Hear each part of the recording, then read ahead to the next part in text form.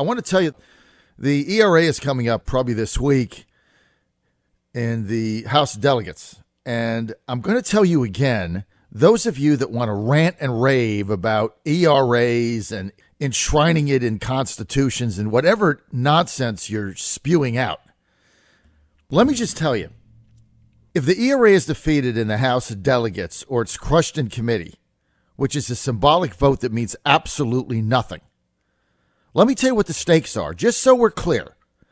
And then you all do what you want. I'm going to tell you the truth. I'm going to tell you the stakes again, because I keep getting emails and texts from people mad at me, long emails about what a constitutional catastrophe the ERA is, etc., and how the world as we know it will end. Let me just lay this out to you in stark terms. I'm going to be very candid. May I be candid? It's kind of like yesterday, those of you blasting Trump saying that he sold out his base with amnesty when he's trying to make a deal to reopen the government and move the country forward, and there's no amnesty. This stuff is not true. Ann Coulter didn't get elected president. Trump did. Now, I love Ann, but that's more nonsense for her to get clicks. Now, look, if the House of Delegates in Richmond squashes the Equal Rights Amendment, you ensure the Democrats in Virginia will win the House of Delegates. Right now, it's about 50-50 that they win. This election is 2019. They hold the state Senate and the House of Delegates by one vote each. The Senate is gone. They are not going to hold the Senate. Why? Because Dick Black is retiring, as he should. Why? Because that district is in Loudoun County, and they're never going to hold that seat, except if David Ramadan runs. They have maybe a 45% chance. Anybody else, they get crushed. Some young supervisor out there you're talking about, kid's never had a job. No way he wins. Nice kid. I'm sure he'll do fine in life. I call it like I see it. No shot. So you lose one seat in the state Senate. Fairfax is the lieutenant governor. He presides over it. He's the breaking vote. You lose that. Done. Maybe they'll hold the Sturdivant seat in Chesterfield and Henrico. Maybe they'll hold the Siobhan Dunovitz seat. I hope so. But the odds of the Republicans holding the state Senate come 2020 are about 30%. And the only shot they have is a never-Trumper by the name of David Ramadan, who drives many of us absolutely crazy. We'll cross that bridge when it comes. I don't know what I'm going to do there. I have no idea. I have to think about it. But I'm a realist, as you know, and I don't lie to you. Now let's go to the House. The House hangs by a thread for Kirk Cox. He won it on a coin toss. You squash this Equal Rights Amendment in some House committee, and that is going to be the number one campaign issue used for Democrats in Central Virginia and Hampton Roads and Virginia Beach trying to win one or two seats. And right now, you've already got a problem with suburban women. The amount of money that they're going to raise in order to run these ads to get women out voting against Republicans because they squashed some symbolic, meaningless ERA vote that does amount to a hill of beans in your lifetime will cost them the House of Delegates. Kirk Cox, as Speaker, Colonial Heights, Republican, raised $2.5 million last quarter. $2.5 million. How did he raise that? He's Speaker. What's he going to use the money for? Try to hold the House. Where did he raise it? All over the country. You really got to get this. I'm trying to help you understand what goes on.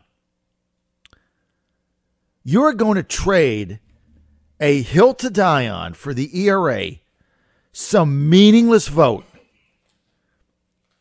And maybe you get that. And then what happens is you lose the Senate and you lose the House, which means that Kirk Cox is not the Speaker and he can't raise any money, which means the Democrats will have every lever of power in Virginia: the House, the Senate, the statewide offices, the governorship, the attorney general, the lieutenant governor. Republicans will never be able to raise any money, and it will stay in Democratic hands for a generation. And the majorities will only grow. They're not going to get smaller. They're just going to grow because they'll raise millions and the Republicans will raise nothing. This is the way it works.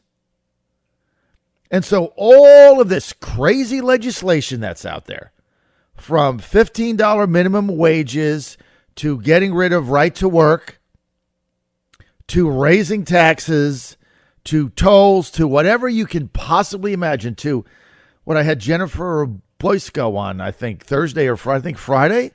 Nice lady, Senator, rising star for the Democrats. And what did she propose?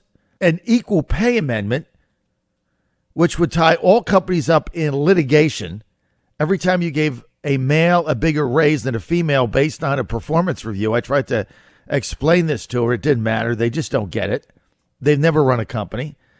What else did she propose?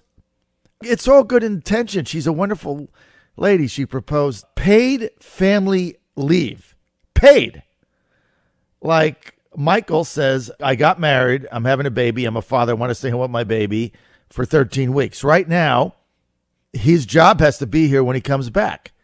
And as a small businessman, I favor that legislation because I believe in fatherhood and motherhood, and I believe in that. And it's my responsibility as a business owner to figure out how to replace him for 13 weeks. But I don't have to pay him. I pay him for his vacation. Now, they're trying to pass a law that says, well, you have to pay that employee for 13 weeks. What? Which means that I got to pay another person. I don't have another whatever money that is. It's not budgeted. I just don't have it. Too bad.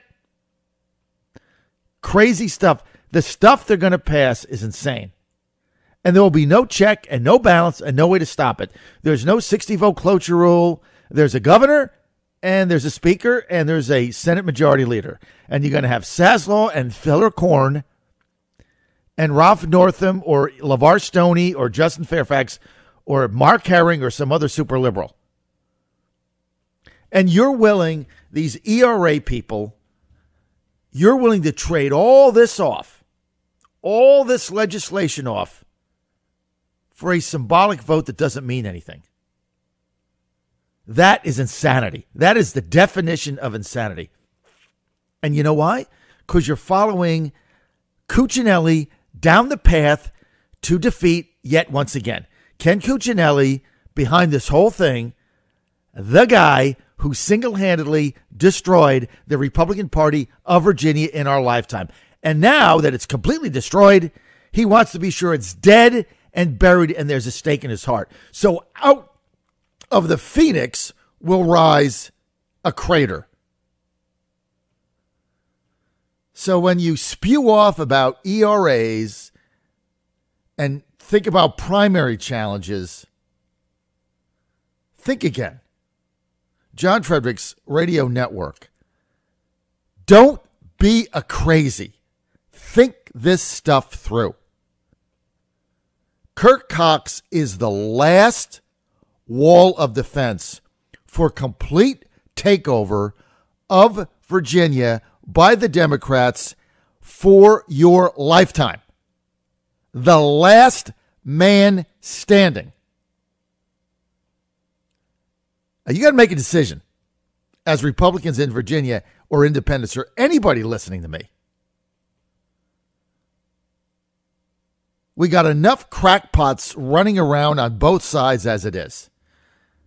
And I don't dispute your passion for defeating the ERA and whatever it is that Cuccinelli told you about enshrining abortion in constitutions. And I don't care what the legislation is. It just doesn't matter when you look at the big picture. And the big picture is Republican minority in Virginia for 50 years. That's basically what it is. So y'all figure it out.